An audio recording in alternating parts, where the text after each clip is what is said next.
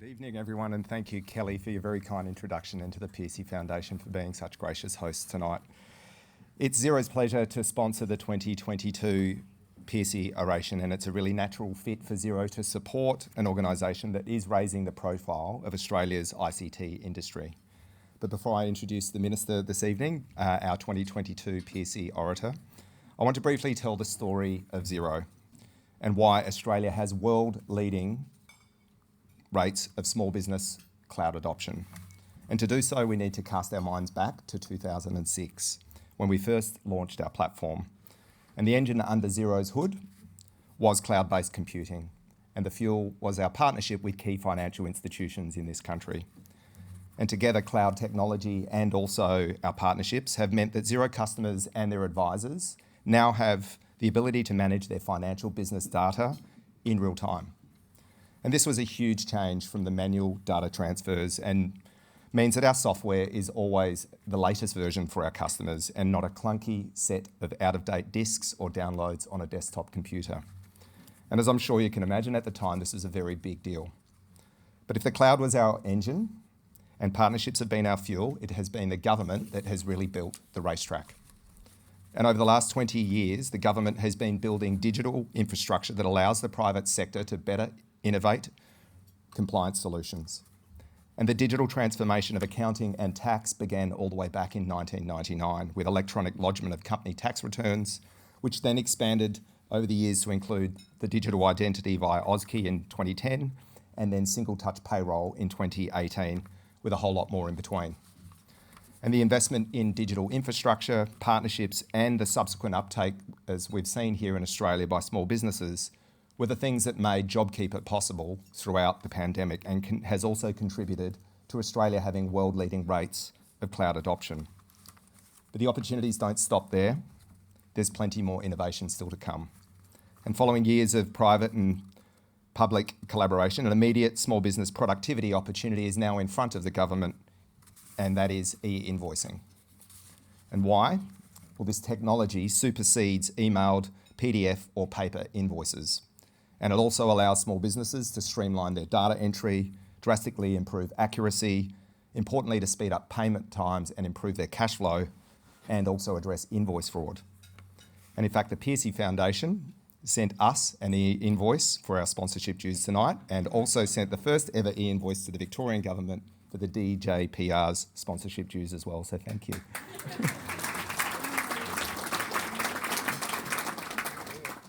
However, unfortunately, at the moment, adoption is still quite limited across the country, even though the capability does exist.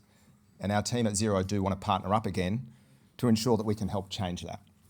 And in particular, the government sending e-invoices, especially agencies that send large volume of invoices, particularly ASIC and the ATO, will lead to a widespread adoption, but also a big increase in productive time and improvements in cash flow, which is sorely needed in the current economic climate. And this is how the government can continue to drive sustainably the diffusion of technology across our community. So with that, I'd like to say a very big thank you to Wayne and the Pearcey Foundation for being such gracious hosts to us all, and also for the work that you do in promoting the ICT industry across this country. And with that, I'd like to now give a very warm welcome to our orator for the evening, the Honourable Ed Husic, MP and Minister for Industry and Science. Thank you.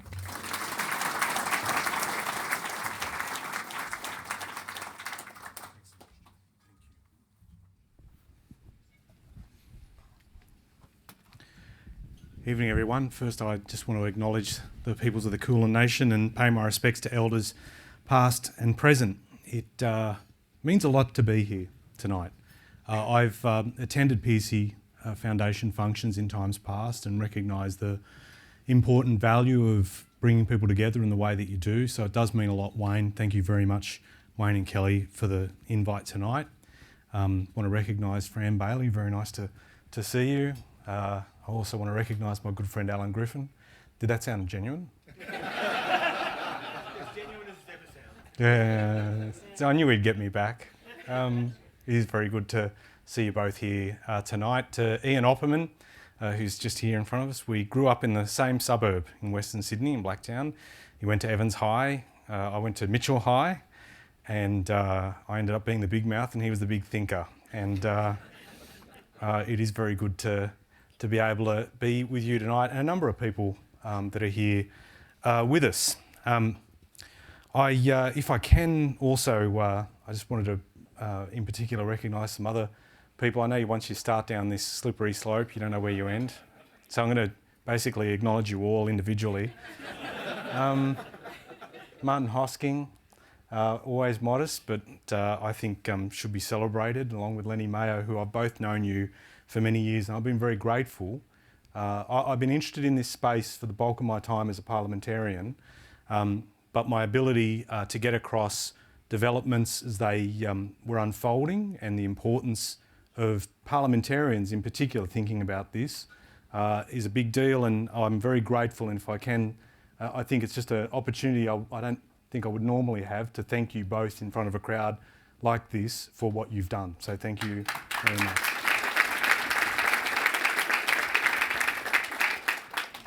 That's legitimately Martin because he didn't smile. He was just like, don't say nice things about me. I don't want nice things said about me. Jason Laurie, I don't know who I'm prouder about, Jason or his mum. Seriously, Jason, like you've done a mighty job. It was incredible to hear your contribution tonight, your family story, and a story of persistence, dedication to use your skills and time to support as well, so much in terms of the transforming of ideas into something that's built something very big and made a huge contribution. So it is terrific to see you honoured in the way you have been tonight. In preparing for this evening, I looked through some of the past Pearcey Orations, and it is humbling to be included among a group of speakers who've done so much to shape the technology and computing landscape in this country. Here and overseas, in politics, science, business, public service, there were people like Senator Kate Lundy, who I considered one of the leading champions of Australia's digital economy during the Rudd and Gillard years, and I think you've recognised her contributions. The late Dr. Terry Cutler, I think it's important to recognise his 2008 review of Australia's innovation ecosystem sought to rejuvenate and reinvigorate our faith in Australian ideas. Digital leaders like the late Paul Shetler, CSIRO's Dr. Megan Clark. And what struck me looking through those past orations was the persistence of certain themes, the need for a vision for Australian innovation that goes beyond digging things out of the ground and shipping them overseas. A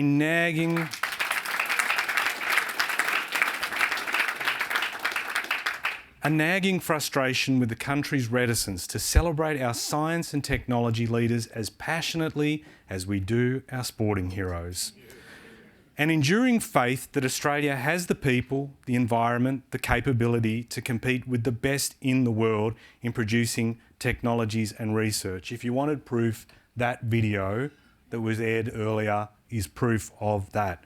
Dr. Trevor Pearcey, the father of computing in this country, believed in a bold and inventive Australia. He dreamt big, moved people, institutions and whole sectors to help him make his vision a reality.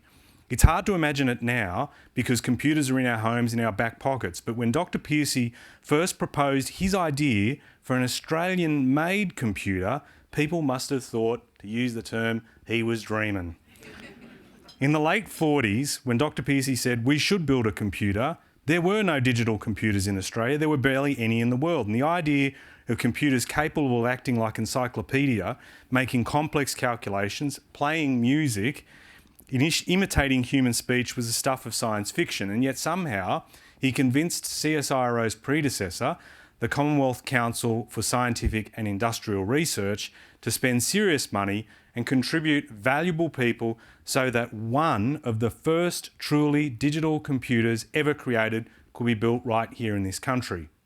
CSIRAC, or CSIR Mark I, as it was originally called, is believed to be the fourth digital computer ever constructed in the world, and we built it.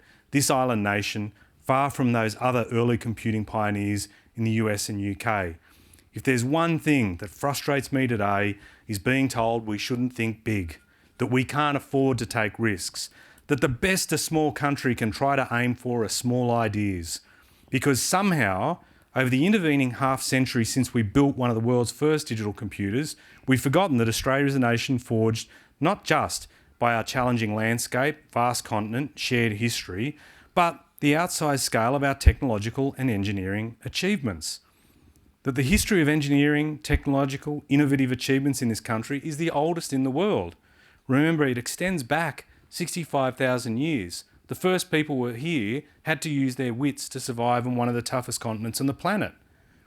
There have been times when the world has turned to watch us, not just on the track or in the pool, but because we were testing the limits of what was thought humanly possible. As well as Pearcey's vision for a digital computer, Australians commercialised the ultrasound scanner, Xero famously and dramatically improved existing Wi-Fi technology, and in the 1950s modernised atomic emission spectroscopy. Yeah, I knew I was going to say that one wrong. Spectroscopy. Don't look at me, Alan.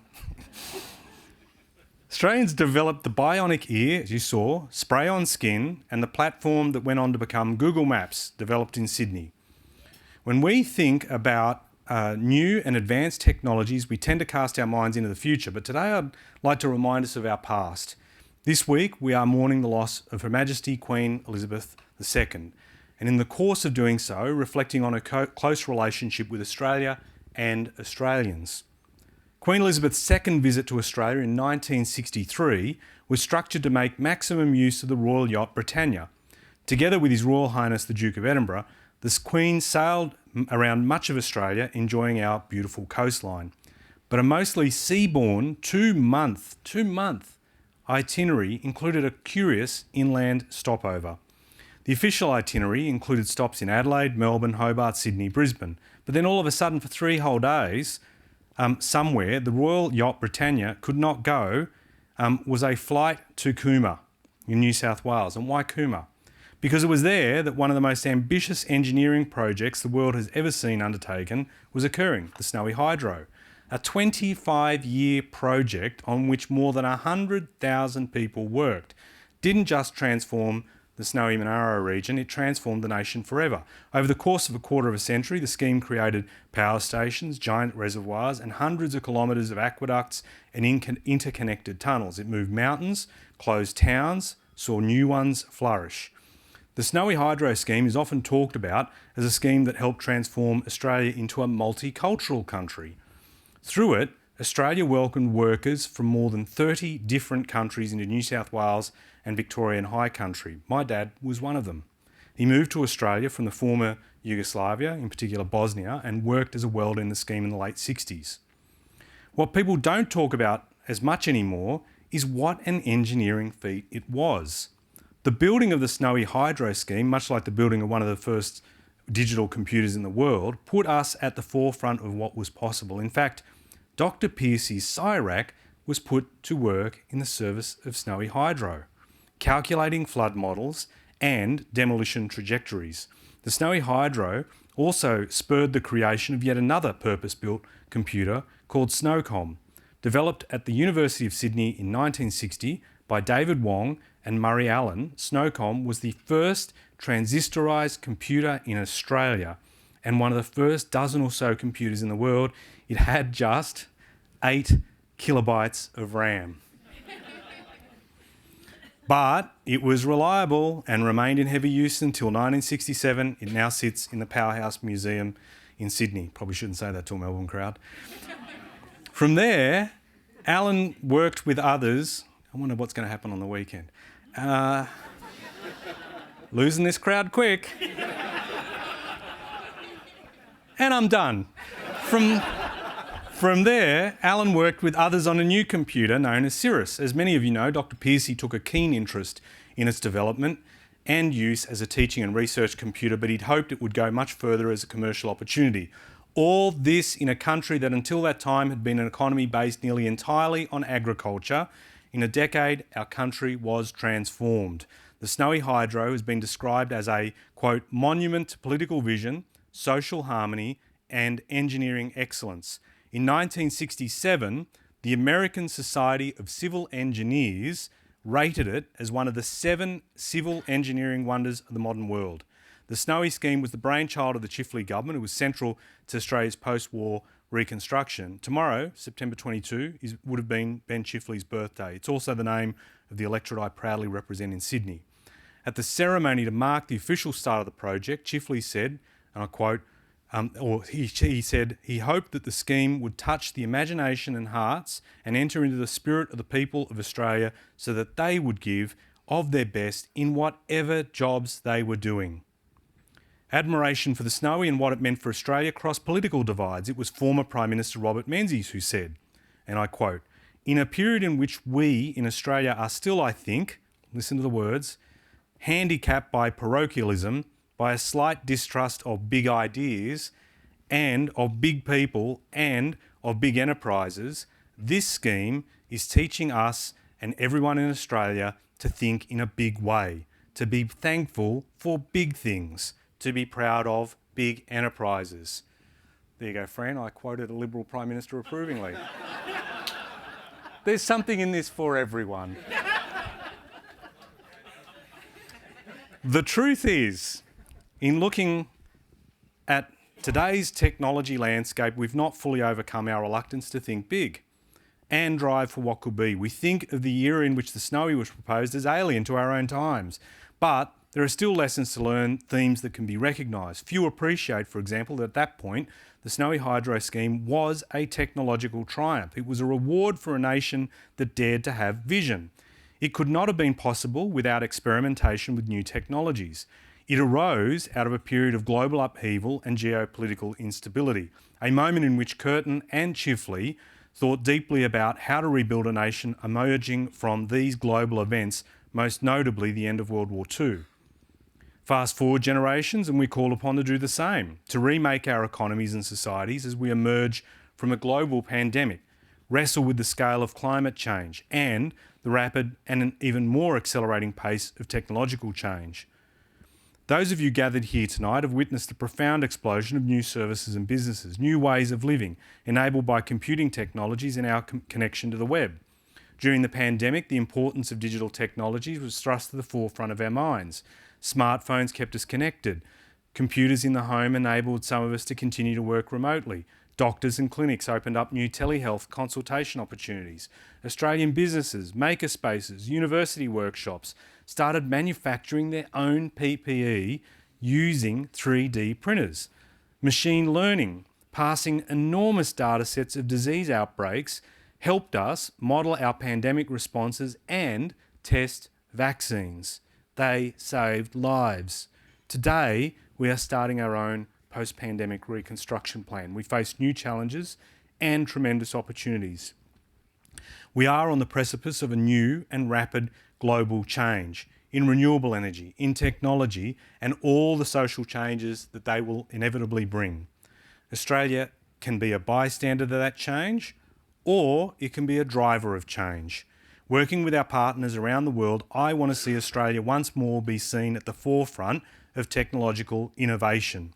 The task now is to capitalise on that new situation as much as we can, to make sure Australians benefit from homegrown ingenuity. When Dr. Pearcey and his team were building the CIRAC computer in the late 40s, they faced extreme equipment shortages, the result of World War II. So they constructed many of the components they needed themselves. They taught themselves new engineering techniques. They scrounged for parts. With creativity, good spirits, persistence, they created a digital computer on par with or exceeding the computers being produced by the US and UK. These stories are all familiar to us. Australian excellence crafted out of limited opportunity and limited material. But I want us to move further. I want us to be able to capitalise on these opportunities to build new industries, new research ecosystems, new national myths for ourselves. Dr. Pearcey was vocal in his regret that Australia did not become a manufacturer of computers. It was perhaps a lost opportunity. While Australia achieved much over the decades since Pearcey's work, he believed we didn't fully capitalise on that first digital revolution. One thing is certain, we cannot afford to miss the next wave of change that's coming. We need to reinvigorate the faith in Australian ideas from wherever they emerge, from the factory floor, from the lab bench, right through to the boardroom. We've got to embrace diverse people from a range of backgrounds, foster new skills and professions, and kickstart new opportunities. We have got to become a nation that makes things. A nation that does that because it has faith in our own ideas, our know-how, our ability to get the job done. A nation that exports not just raw materials, but Australian smarts. And we must build trust in new technologies by ensuring government and industry act in ways that are worthy of trust. And in fulfilling this mission, we must build national security, national prosperity, national cohesion. In the same way, past great engineering and technological achievements like the Snowy Scheme did all those decades ago. But we must have ambition and faith in our own problem-solving abilities and schemes. Like our fellow countrymen did 80 years ago, we must believe we can do this as a people. So here's the test. We face a new moment in technological transformation, our own turning point. The Snowy Scheme brought us global recognition. We were considered world leaders in hydroelectricity. Similarly today, we are recognised as world leaders in quantum technology. We have Australia's first quantum computing company, Silicon Quantum Computing, and Australia's first venture capital-backed quantum technology company, Q-Control, and more than a dozen quantum research teams and companies. Universities are coordinating through Australian Research Council Centres of Excellence and through Sydney Quantum Academy. This year has seen our burgeoning quantum industry establish the Australian Quantum Alliance. Next month, the CSIRO will launch an economic update to its quantum roadmap. The quantum ecosystem in Australia is thriving. Australia accounts for a third of 1% of the world's population, but it accounts for 4.2% of global quantum research. Quantum research by Australian researchers is cited 60% more than the global average. We are acknowledged as having some of the best minds in quantum anywhere in the world. And I want to ensure that the Australian quantum community is embedded in the global development of quantum technology, that we build a lasting and sustainable research community and support a thriving commercial industry right here in Australia. These goals will be backed by a national quantum strategy that we are currently developing, built with wide involvement of those great minds and great companies we have here in Australia. Dr. Pearcey thought Australia missed an opportunity in Australia to develop a flourishing digital computer industry. I want to make sure we don't miss our own opportunity in quantum technology. These technologies will transform communications, sensing, and computing. They'll enable new manufacturing possibilities, new drug treatments, new possibilities in foundational science. And I want the world to be watching us from over there or working with us right here. That is why we are going to deliver Australia's first national quantum strategy, bringing together our expertise in quantum research commercialisation and the use of quantum technologies to chart Australia's future. The strategy is being guided by our chief scientist, Dr. Kathy Foley, who herself is a highly regarded expert in quantum research, and by an advisory committee with leaders from across the quantum ecosystem as researchers, entrepreneurs, and users of quantum technology. The National Quantum Strategy will be delivered by the end of the year and is underpinned by a $1 billion Critical Technologies Fund as part of the Australian Government's soon-to-be-established National Reconstruction Fund. In her address to the National Press Club recently, Tesla Chair Robin Denholm noted there are 4 areas in which Australian companies have secured a larger share of global venture capital funding than Australia's 1.6% of global GDP. Lending tech, energy tech, media and design, and quantum technologies. We have a comparative advantage in building and commercialising quantum technology. We need to ensure we embed it, the capability and value here, building the sovereign capability that you spoke about earlier. As Minister, it's not my role to say what we can't do, but to drive ambition for what we can do together. Dr. Pearcey built a computer where computers didn't exist. The Snowy Scheme thrust us into the global spotlight for engineering achievements. We need to think just as big. That scheme could not have been possible, as I said, without experimentation and investment in new technologies. But what's happened since? We've fallen into thinking of ourselves as takers, not makers of technologies. Since 95, Australia has been slipping down the ladder in Harvard's Atlas of Economic Complexity. We were a modest 55 then. Now we're ranked 91st in the world. But in this era, one of the similarly sweeping geopolitical shifts and societal upheaval, we too will need co-investment in transformative technologies. We have to reverse that trend. For too long, we've been going the wrong way. When ideas are ready to be backed, we want to ensure that we're here to back them, hence our 15 billion, National Reconstruction Fund to support new and emerging industries. The 1 billion that will be put to growing advanced manufacturing and support businesses innovate. Supporting homegrown innovation in areas like artificial intelligence, quantum, robotics, software development, all creating high-value jobs across the economy, keeping skilled Australians onshore and luring expertise from overseas. And if we are to think big, we need to back our people. We need to back their ideas. We need to back big ideas from a broader range of people. People creating our technologies should reflect the diversity of society in which those technologies will be put to use. When Australia decided to build the Snowy Hydro, we actively recruited people from all corners of the globe. Workers from countries like Italy, France, Germany, Scotland, former Yugoslavia, men and women trained in home countries as electricians, engineers, geologists, botanists. While many, when they arrived, started as camp labourers and cooks, their skills were soon discovered, repurposed, and put to solving problems associated with the Snowy. And this mix of backgrounds, life experiences and skills saw Australia pioneer a range of ingenious new technologies. We need to embrace highly skilled workers wherever they come from to help us thrive in our technology industries. And we need to support Australians upskilling and reskilling from all walks of life. Breaking the back of what's been a decade-long science and tech skills shortage will be tough, but necessary to achieve and secure. And again, history tells us things can be different. Women, for example, used to be a much bigger proportion of jobs in computing than they are today. Working alongside Trevor Pearcey on his computer were women like Kay Thorne, who worked across hardware and software components of the machine. Elizabeth Johnson from the University of Sydney programmed the university's first computer, Celiac. Employees of the era were estimated that at that time just a third of the engineers working on Celiac were women. A more diverse workforce isn't just an aspiration, it's a reconnection with more diverse workforces of our past. The recent Jobs and Skills Summit looked at, among other things, the skill shortages across a variety of sectors, including tech. During the summit, there was a clear consensus to promote the importance of STEM education and careers to meet current and future workforce needs. We've made a commitment to widen the pipeline of talent available to science and technology sectors, including reform to support greater diversity in Australia's science and tech sectors, means supporting pathways for women, First Nations people, investing heavily to create more university places and TAFE places across the board.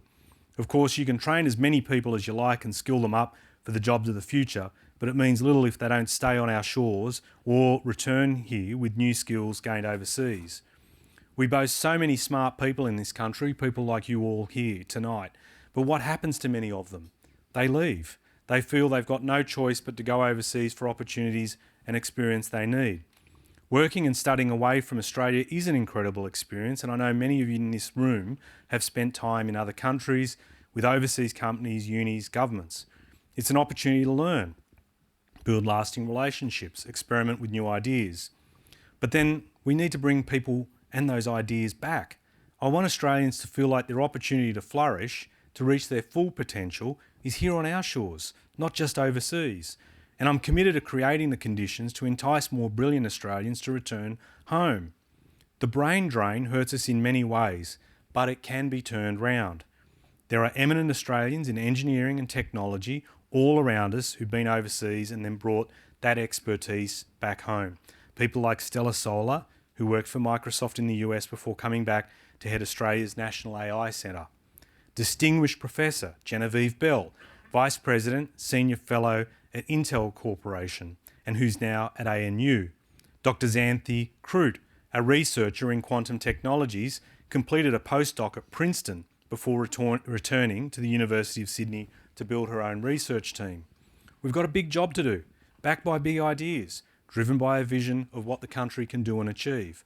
We need to call up Australians from all corners of the country and the world. By committing to homegrown innovation and production, we can ensure more smart, skilled Australians stay here and encourage those who've left to return and work here. Over the years, we've bemoaned the loss of talent, labelled the brain drain. Now we need to let Australians overseas know, let people outside our shores know, we need you. Now is the time for that brain regain. When Dr. Pearcey created CIRAC, he couldn't have imagined the sheer scale of impact computers would have on our lives. While many of these transformations have been positive, some have been harmful. We now wrestle with the impacts of social networks at scale, facilitating new kinds of interference, harassment and abuse. The rise of insecure, poorly paid jobs at the edges of automated systems, delivering our food, moving packages, driving cars. I'm determined that as we build flourishing technology industries here in this country, it's not just about getting the biggest bang for your buck or the fastest result. It has to be about what works for our communities. New technologies that promote and safeguard national well-being. I want us to lead the world in responsible, sustainable technology innovation. Thank you. While I've been a long-standing champion of Australian technology innovation, it's never been about embracing technology for technology's sake. It's not about the tool, it's about what the tool can do, the possibilities it opens up to us, new discoveries, new services. Dr. Pearcey's faith pushed the limits of what's possible. In the face of doubt, he had an aspirational vision for computing in Australia, and the persistence to bring one of the earliest digital computers into existence. When Jordan introduced Jason as tonight's winner of the 2022 Victorian Entrepreneur of the Year Award, he mentioned the three principles that guide the foundation in choosing recipients of the award. Has the person taken a risk? Is this person making a difference? Is this person an inspiration to others? These are important principles. They shouldn't be just limited to an awards night. They should level up our national ambition. Those people who act boldly, who are willing to think big, who take risks, can and should become our inspiration. They provide us with the space to be bold ourselves. But modesty, a distaste of ideas, a preference for being doers rather than thinkers, this may have had a place at some past point in time, but they are not our friends today. I would argue that the cringe we experience on this front is something that is dragging down our international measures. Trevor Pearcey provides us with a different story about what Australia can achieve, and he isn't the only one. Our history is signposted by moments where we have been regarded around the world for our ideas, innovation, vision, and can-do attitude. With a big idea like the Snowy Hydro, we became a place that drew people from different corners of the world to help make it a reality. We gave them the courage to think big themselves, to reimagine their own lives, and help reshape a nation. This is a moment to rekindle that faith in big ideas, be steadfast in our courage to bring them into the world. I don't want any of us to look back wistfully, wondering what new industries we could have created in this country. I don't mind being called too ambitious in our aspirations for this country. What I would regret is being recalled as someone who thought too small. We are a country that has been transformed by the vastness of our technological and engineering ambitions in the past. We've been made a better country for it. We can absolutely do it again. Thank you for the honour of being with you tonight.